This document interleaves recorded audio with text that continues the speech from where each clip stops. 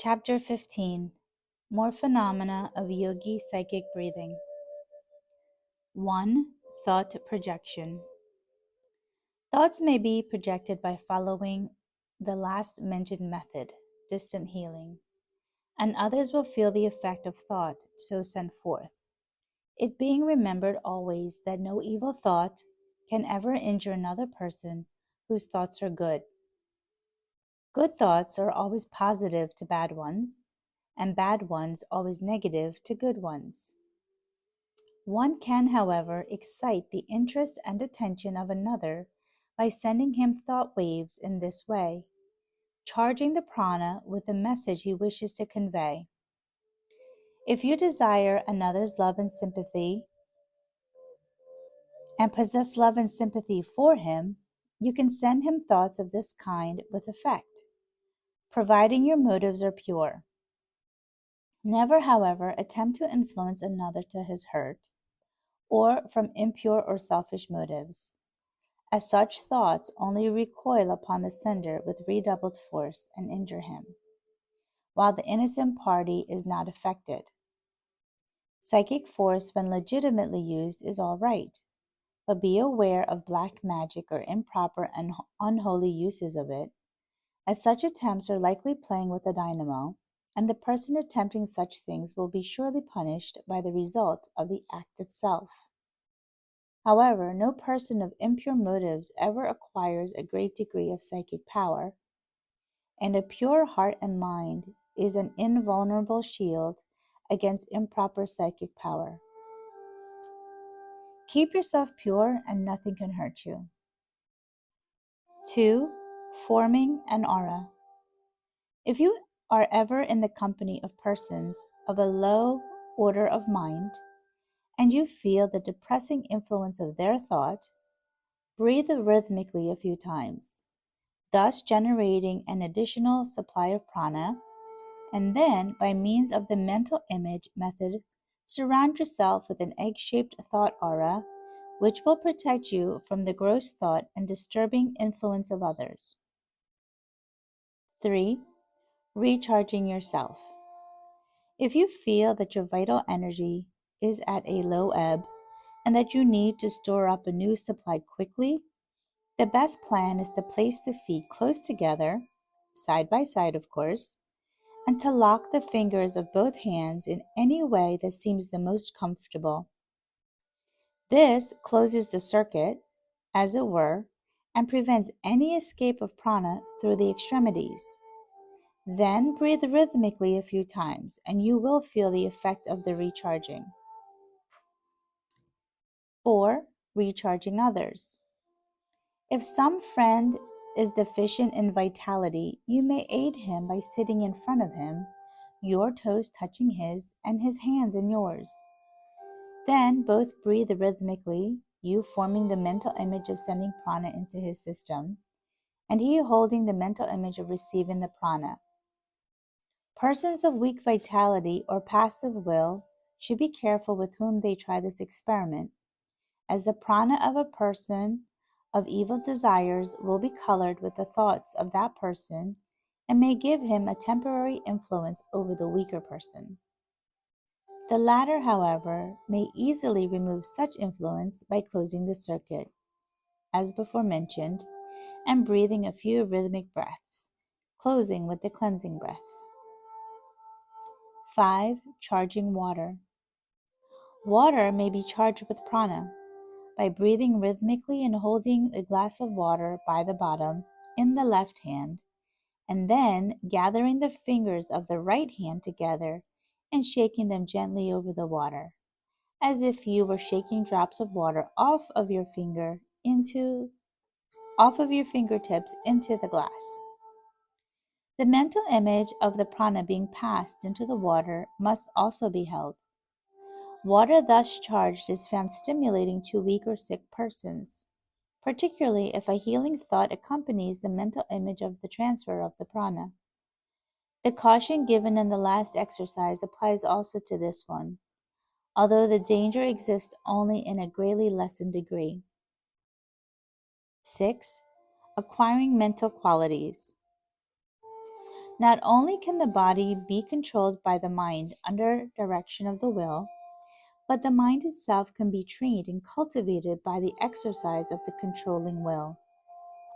This, which the Western world knows as mental science, has proved to the Western portions of that truth which the yogi has known for ages. The mere calm demand of the will accomplishes wonders in this direction. But if the mental exercise is accompanied by rhythmic breathing, the effect is greatly increased. Desirable qualities may be acquired by holding the proper mental image of what is desired during rhythmic breathing. Poise and self-control, desirable qualities, increased powers, etc., may be acquired in this way.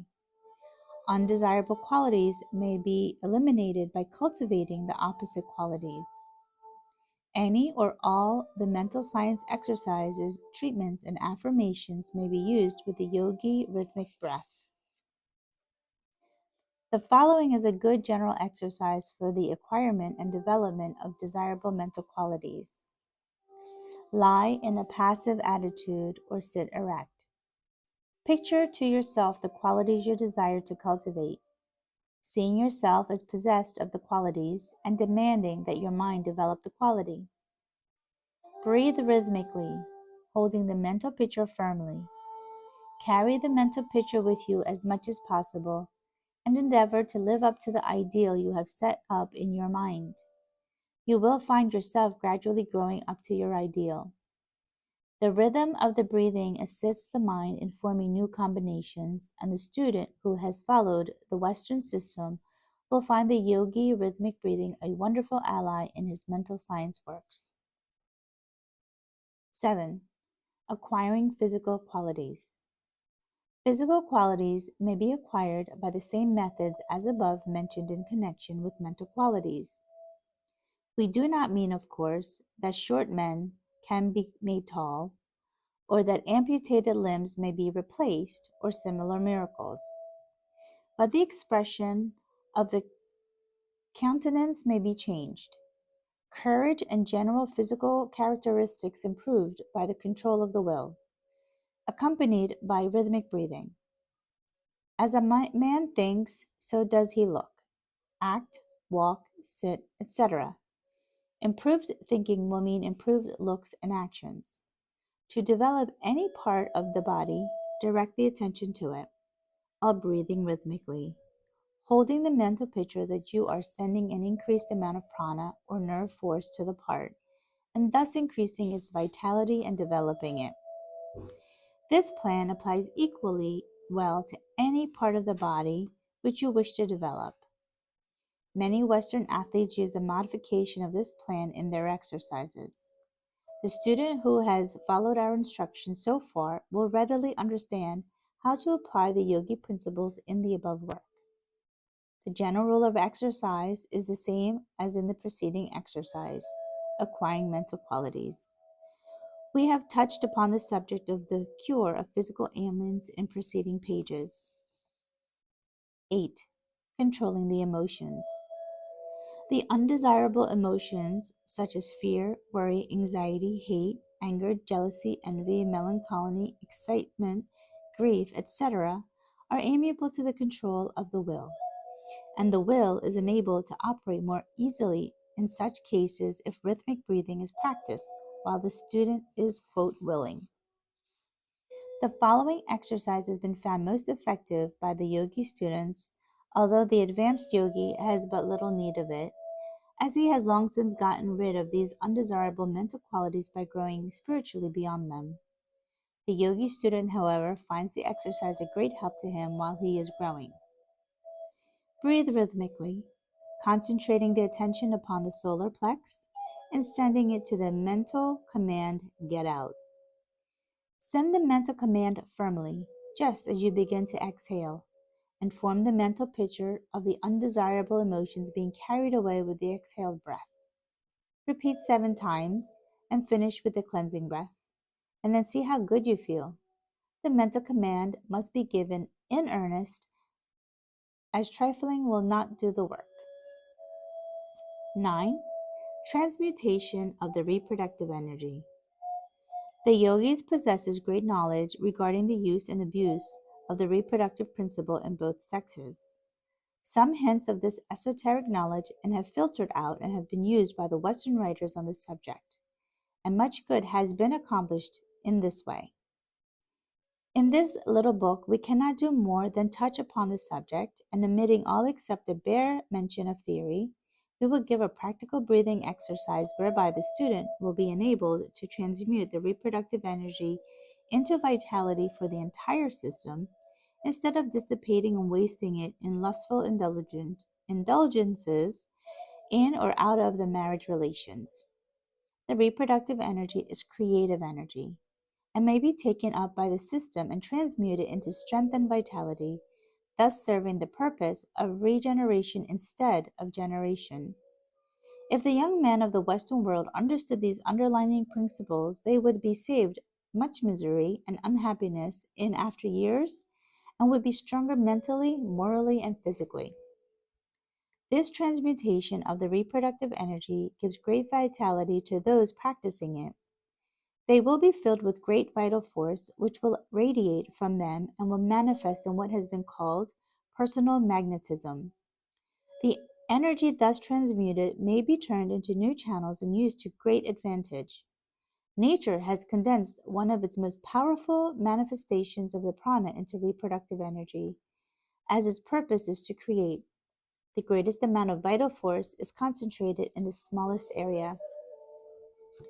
The reproductive organism is the most powerful storage battery in animal life, and its force can be drawn upward and used as well as expanded in the ordinary functions of reproduction or wasted in rowdiest lust.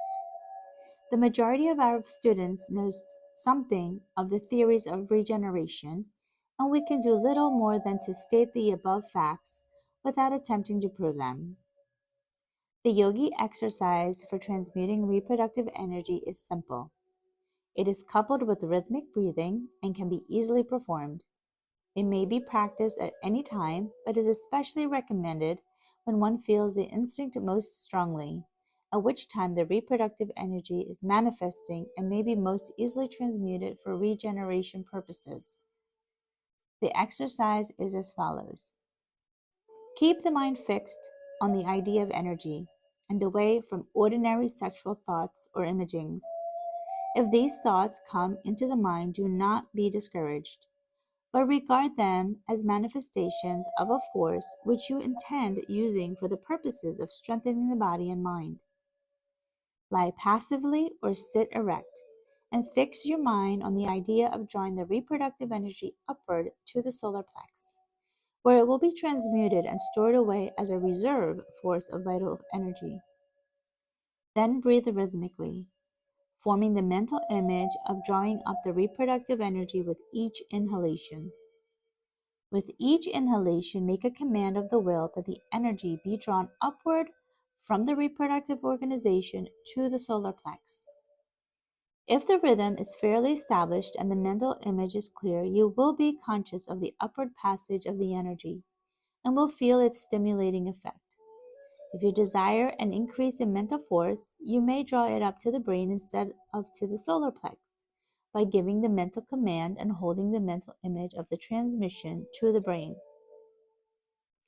The man or woman doing mental creative work or bodily creative work will be able to use this creative energy in their work by following the above exercise, drawing up the energy with the inhalation and sending it forth with the exhalation.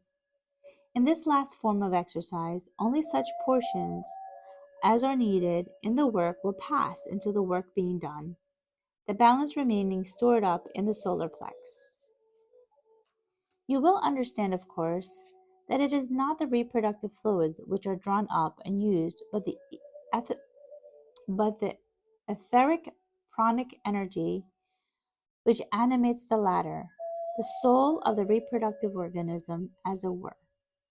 It is usual to allow the head to bend forward easily and naturally during the transmuting exercise. 10. Brain stimulate. The yogis have found the following exercise most useful in stimulating the action of the brain for the purpose of producing clear thinking and reasoning. It has a wonderful effect in clearing the brain and nervous system, and those engaged in mental work will find it most useful to them, both in the direction of enabling them to do better work and also as a means of refreshing the mind and clearing it after arduous mental labor. Sit in an erect posture, keeping the spinal column straight and the eyes well to the front, letting the hands rest on the upper part of the legs. Breathe rhythmically, but instead of breathing through both nostrils as in the ordinary exercise, press the left nostril closed with the thumb and inhale through the right nostril. Then remove the thumb and close the right nostril with the finger and then exhale through the left nostril. Then, without changing the fingers, inhale through the left nostril and changing fingers, exhale through the right. Then inhale through right and exhale through left. And so on, alternating nostrils as above mentioned, closing the unused nostril with the thumb or forefinger. This is one of the oldest forms of yogi breathing, and it is quite important and valuable and is well worthy of acquirement. But it is quite amusing to the yogis to know that to the Western world this method is often held out as being the whole secret of yogi breathing. To the minds of many Western readers, yogi breathing suggests nothing more than a picture of a Hindu sitting erect and alternating nostrils in the act of breathing. Only this and nothing more. We trust that this little work will open the eyes of the Western world to the great possibilities of yogi breathing and the numerous methods whereby it may be employed. 11. The grand yogi psychic breath. The yogis have a favorite form of psychic breathing which they practice occasionally, to which has been given a Sanskrit term, of which the above is a general equivalent. We have given it last, as it requires practice on the part of the student in the line of rhythmic breathing and mental imagery, which he has now acquired by means of the preceding exercises. The general principles of the grand breath may be summed up in the old Hindu saying, "Blessed is the yogi who can breathe through his bones." This exercise will fill the entire system with prana, and the student will emerge from it with every bone, muscle, nerve, cell, tissue organ, and part energized and attuned by the prana and the rhythm of the breath. It is a general house cleaning of the system, and he who practices it carefully will feel as if he has been given a new body, freshly created from the crown of his head to the tips of his toes. We will let the exercise speak for itself. 1. Lie in a relaxed position at perfect ease. 2. Breathe rhythmically until the rhythm is perfectly established. 3. Then, inhaling and exhaling, form the mental image of the breath being drawn up through the bones of the legs and then forced out through them, then through the bones of the arms, then through the top of the skull, then through the stomach, then through the reproductive region, then as if it were traveling upward and downward along the spinal column, and then as if the breath were being inhaled and exhaled through every pore of the skin, the whole body being filled with prana and life. 4. Then, breathing rhythmically, send the current of prana to the 7 vital centers in turn, as follows, using the mental picture as in previous exercises. A. To the forehead. B. To the back of the head. C. To the base of the brain. D. To the solar plex. E. To the sacral region, lower part of the spine. F. To the region of the navel. G. To the reproductive region. Finish by sweeping the current of prana to and fro from head to feet several times. 5. Finish with cleansing breath.